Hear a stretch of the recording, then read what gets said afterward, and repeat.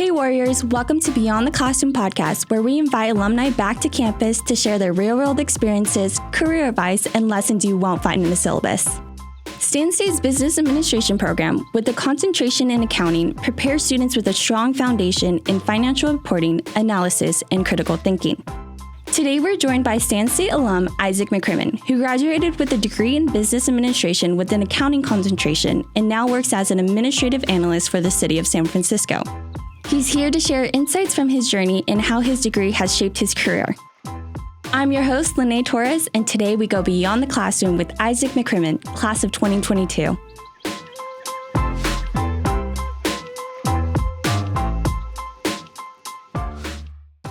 Isaac, welcome back to Stan State. Well, thank you for having me. Of course. I like the intro. I'm like, oh, she was like, hey, she got the radio voice and everything.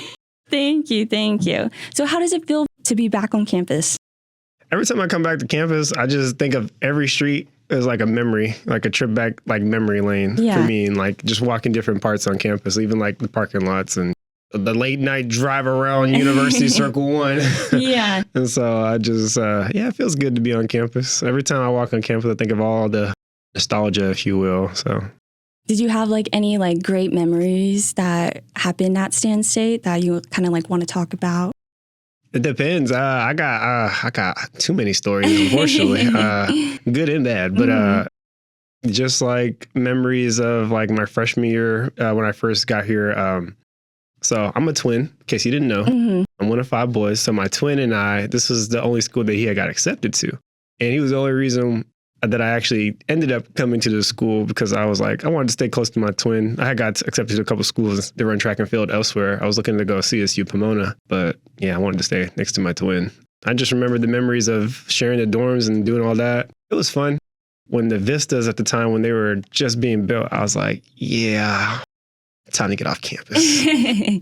Did you stay like with your twin in the dorms or were you guys like separate? We were separate. I think we were like a door from each other. Oh, okay. So it was fine. He actually ended up not finishing here after the first year. He ended up moving back home. Oh, okay. He just said college wasn't for him. Yeah. And so I was like, darn, this is the reason why I came here. What made you decide to stay like without him being here? Like I said, I was running track and field. I found kind of like my niche. Initially, my first thought was to transfer, but the more I stayed, more I enjoyed being on campus. And just kind of like the Central Valley was something different for me, per se. Just coming from the Bay Area, things were just, fast-paced. Coming out here is a lot more slow-paced, and I kind of enjoyed that. Like, it was still fast-paced in the classroom and athletics and doing different stuff on campus, but I did enjoy the slower pace of life. The slower pace environment around campus. Yeah. Can you go ahead and describe your title in 7 words or less? 7 words or less? Oh my gosh. Busy, tedious, fulfilling, bureaucracy. I would also add, I would throw encyclopedia. It'll make more sense because like it's such a steep learning curve there. So like encyclopedia would be like a word that I could think of. And then you said 7, right? Yes. So I got 2 more. Diversity would definitely be one. And education. Can you go more into of what your role is and like what do you do like in your day-to-day? Absolutely. So as an admin analyst for the city of San Francisco, specifically with San Francisco 25 School District and the Human Resources Division, a resume definition, it's like I am under the supervision of the success admin lead that is in charge for training purposes and handling inquiries in the internal and external staff inquiries that are sometimes employee related. Essentially, a fancy word is saying like liaison or kind of the front facing part of human resources. Okay. And so we kind of sometimes, the way the workflow is, what my supervisor always says, the tip of the spear. Never a fan of it. And because, one of his quotes he always says, we're always building the plane as it flies. Why can't we have built the plane before we flew it out? The work that I do is essentially diagnose a problem. Sometimes when people come and walk in, they'll walk in and they'll share something that they have been able to get completed through the ticketing system, or maybe there is an appointment that they do have scheduled We kind of liaison between departments, whether it's in staff and inquiry. Sometimes, in education, it's certificated and classified. So there's different levels, like especially within civil service. If you're not familiar with civil service, like usually in city and county level. And so, yeah, it's kind of a little bit what I do. Okay. I don't know if I put it the best light, but yeah. Is there like any difference between going back to San Francisco from when you were here in the Central Valley attending Stan? Is there like a cultural difference, a work difference that you Absolutely. see? Yeah. The Bay Area is, like I said, it's extremely fast paced versus the Central Valley. And just like culturally speaking, like you're going to see a lot more, farm land out here. You're going to see some temple. I remember seeing a tumbleweed going across the road for the first time out this way. And I was just like, yeah. We're We're definitely Central Valley. Definitely Central Valley. Yeah. I never did work out. Oh, I mean, technically I worked here. I was a part of the Male Success Initiative here on campus.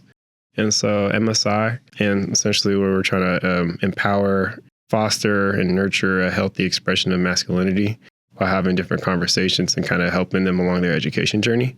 And so like working in that environment, kind of like working in a college campus environment is a little different than I'm sure working off campus.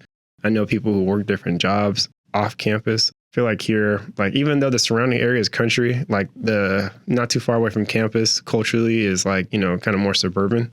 I don't know, like a retail job and stuff like that. Yeah. So, which is culturally shifted from when we go to San Francisco. San Francisco is like kind of like the tech mecca of the world. Yeah. So San Francisco Unified School District is like the third largest employer of all San Francisco. So it's kind of like, it's like well over at least 6,000 employees. Just different, like the level of responsibility. The answer to the short question, yes. Very different. Very different. Yeah. Do you enjoy doing it? Like there's so many schools and I know it could get really busy, but do you have a difficult time kind of dealing with all of those schools, or do you just be like, okay, I can manage this? When I first inherited the job, I came as a consultant. And so before getting hired full time. And so when I inherited, it was at the time, the district was in a state of emergency, did a new system implementation. And that system implementation, it wasn't handled properly and executed well. And it led to a lot of people not getting paid. A lot of people's benefits getting cut off. So yeah, when I came in as a consultant, when I inherited, it was a mess. Yeah. It was chaos.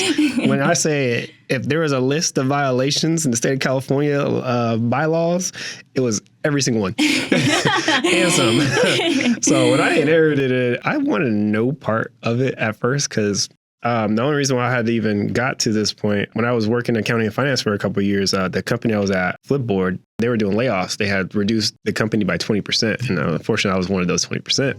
For all those college graduates out there, hopefully that's not your case that you will get laid off, but it is a part of the workforce. It is what it is, especially in tech. It led to me being a consultant at the time. That led to me actually still being with the district. The more I stayed there, the longer I actually kind of enjoyed being there and doing the work within education and civil service. The satisfaction of being able to diagnose somebody's problem and get a resolution for them. There was a story of a person who hadn't got paid in 2 months. They were about to get evicted. They had gone through we had a ticketing system, and they had gone through multiple people, and people couldn't find the actual problem. They were reviewing her paychecks. They were reviewing different things of why she wasn't getting paid. And I remember just sitting there having the patience to be able to walk with that person and just going back through the ticketing system and emailing them and calling them, following up. When I was able to kind of connect payroll, and when we had to work and collaborate with different people to get that person's resolution done, it was so satisfying just being able to get that person paid and see the relief on their face when they actually did come into the office to actually personally thank me. And I was like, okay, I can see myself staying here. And so I remember applying for the first role that I was working at as a labor representative. We can get into that, but I enjoyed the work that I did just because there wasn't a lot of people that looked like me, and there wasn't a lot of people who executed compassionately, being able to execute the work. Because a lot of times I just found it a lot of people, they kind of wanted to do the bare minimum. And I just didn't want to be that person because I understood hey, that person's got rent, that person's got kids, that person has a mouth to feed, you know? And so I was just really inspired to kind of just want to make a difference. So I learned everything I possibly could so I could be a one-stop shop. Now that we have a better understanding of your career, let's jump into our Kipling 6, the who, what, when, where, why, and how of your journey. So who inspired you to pursue your career? Oh, yeah. So when I first got here to Stanislaus, my study at the time was business administration and with a concentration in entrepreneurship. And after the first year, my cousin, Christian Nicole, who I really look up to, was working for the big four accounting firms. She at the time was KPMG. And she had shared like how much she was making at the time. And I was like, that's how much she was getting paid? I was like, I need to change my degree. So it's an accounting firm. And I was like, yeah, I need to switch my degree. So I remember as soon as I came back for my sophomore year, I talked to my academic advisor to switch to accounting. And that's kind of what led to me finishing my degree in accounting. Still ended up doing that for a few years before making the pivot into human resources. What was your biggest obstacle along the way? One of my biggest obstacles was that first layoff in 2022, end of 2022. Because at the time, the job that I got, I was actually working while I was still in school. So I had started back in 2021. So I had that job. And as soon as I got that degree, I got that pay increase. And I was like, oh, yeah, this is great. And then before, obviously, it was like October 2022 in the Silicon Valley all over had like a silent recession. So it wasn't just that tech company. It was a lot of tech companies. But I remember that was kind of like disheartening because I was like, oh, I just got my degree. I was like, I thought we were doing great. And, it was kind of out of the problem. And I remember that just kind of being like a different time to navigate because I was just like, dang, I'm looking for a job. And I remember just applying to Robert Half, and that did help out. So, but that was one of my biggest obstacles was getting laid off in 2022. That led to the next pivot, career-wise. When did you realize you were on the right path? I knew I was on the right path when, after my sophomore year, I had earned an internship at Volta Charging. It was a tech company. They're now bought by Shell. They're the electric charging stations that you might sometimes see at some malls and stuff like that, Volta Charging. And so they're owned by Shell now. But I remember I knew I was going on the right path, like after my sophomore year of like kind of like changing my degree and then getting that internship. And I was like doing the accounting and finance. I was like, I could actually do this. Did you feel like an internship while you were attending Stan State helped you kind of navigate and like reach your career goal that you are in now? Absolutely. Because it gave me real life work experience and allowed me to like, okay, is this something I actually want to do? Which at the time I was like, okay, yeah, I actually do want to do this. So now, accounting is not the most sexy, if you will, or most appealing job that people want to do. But like at the time, being from the Santa Clara County, I knew like the below income out there is a different number than out here. And so I knew when I was finishing my studying my degree, I wanted to be able to move back home and like be able to sustain myself. Where did your first opportunity come from and how did it find you? When I was able to network within the first internship, it actually led to working with Flipboard at the time. And so, because I did a really good job at that internship, that I had stayed in connection with the CFO at the time. And when she had moved to another job, and so I had reached out to her and I was like, hey, are you hiring? She said, absolutely. Actually, this is a good time. It's like, what are you interested in? What are you looking for? And I was like, I would like to be doing accounting and finance or anything finance related. And she's like, yeah, let's see what we got. And then I did an interview. Yeah, I was able to go to school and work at the same time. And it was all online at the time. So that was such a crazy time. Like we're in 2026. It's just crazy. Like the stories that are going to be told. Yeah. To even think about that, like to just think about like the pandemic and how everything was like all online and how now stuff's more accessible because it's online. Exactly. Even just finishing a degree online, that was such it's crazy transition from going in person to switching everything, flip like literally overnight. Oh, that was a different experience. Why is your work important to you? Just because it aligns with my morals to leave the world a better place than how I inherited it. when I first inherited that job, a lot of things historically weren't done correctly. So when I inherited SFUSD, I wanted to leave it a better place than how I inherited it. How can students follow your lead?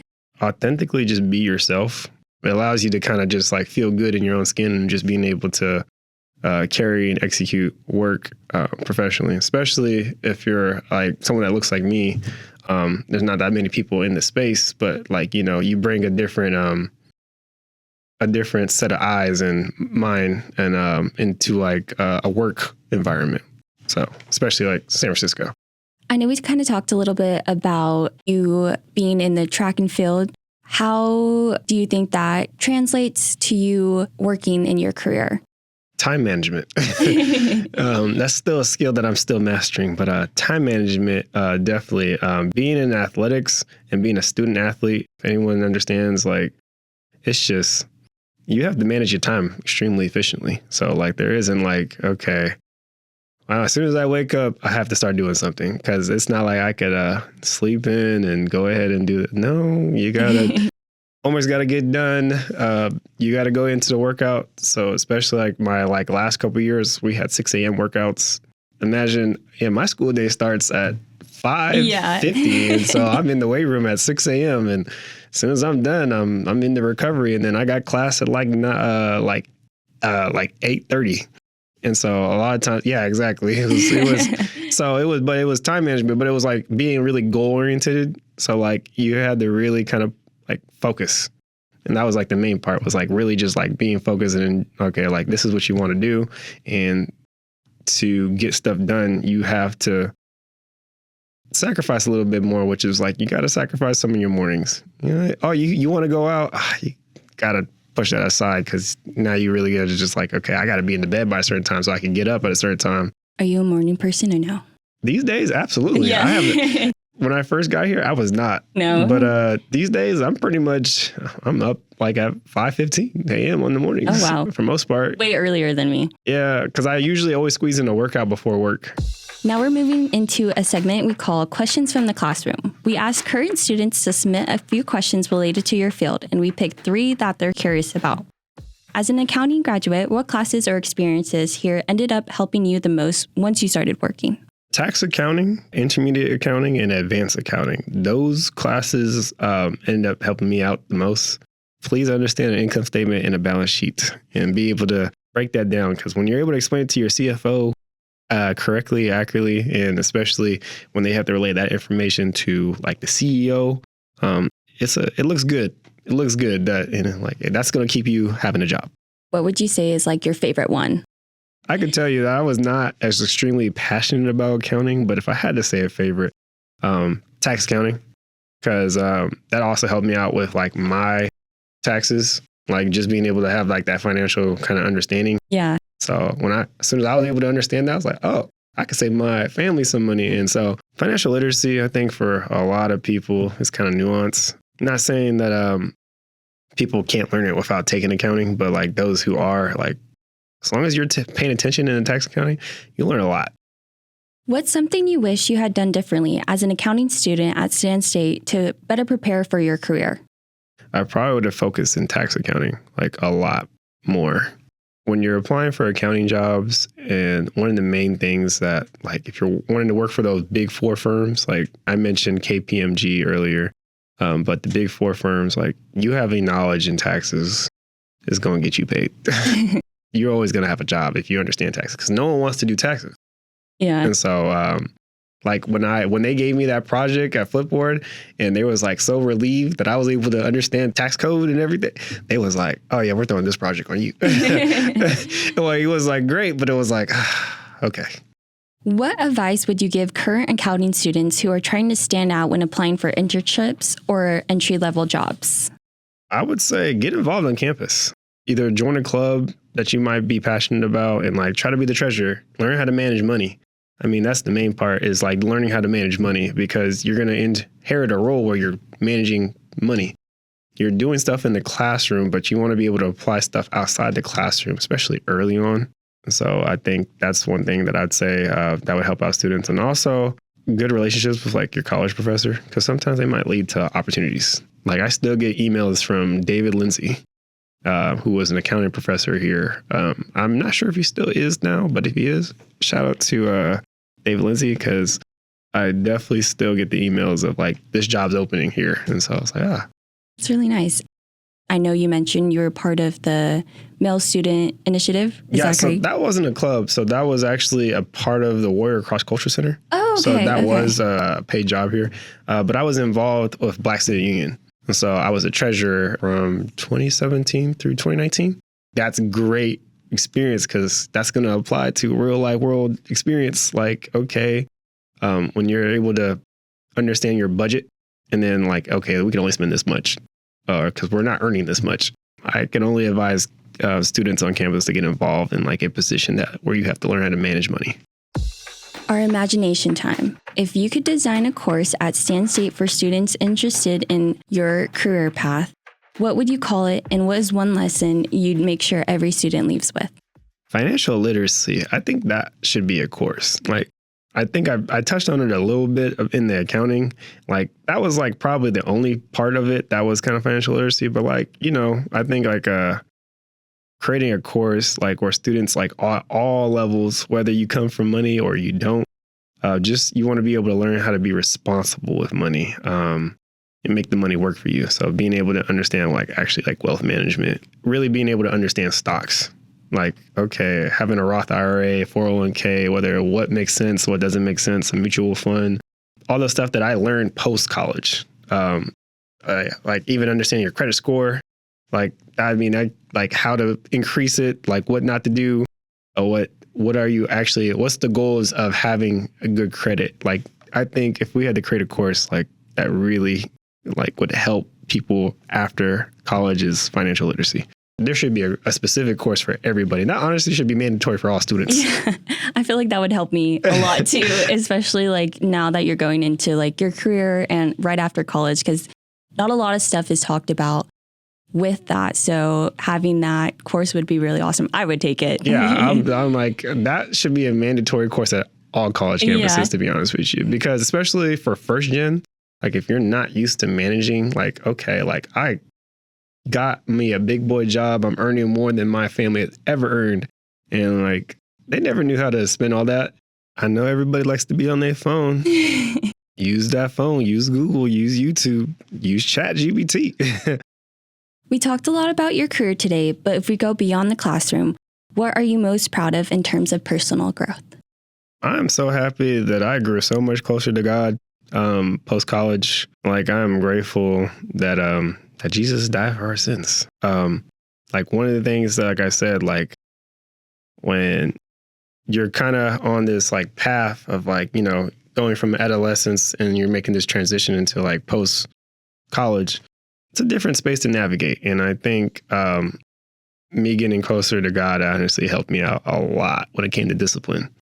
When you're transitioning from high school to college, it's like, okay, there's no more mom and dad. And then when you transition from college to work, then it's like, okay, there's no more professors. And so it's all on you. Sometimes that's a lot for someone to carry and understand and really comprehend what that actually means. Like, okay, I'm responsible for having rent done on the first. I'm really responsible for, I don't have a meal plan anymore. I got to be able to cook and all that stuff. Some people obviously live off campus. I know this campus is like a commuter campus, and so maybe they are. But like really just being on your own, like in like making and building a name for yourself, so you actually have like real professional career experience, so that you could, okay, maybe this is not my forever job, but I would be able to transfer a lot of these skills into the next job. And so, yeah. It was a pleasure talking with you today. Thank you for coming and sharing what life is like beyond the classroom. I appreciate you for having me.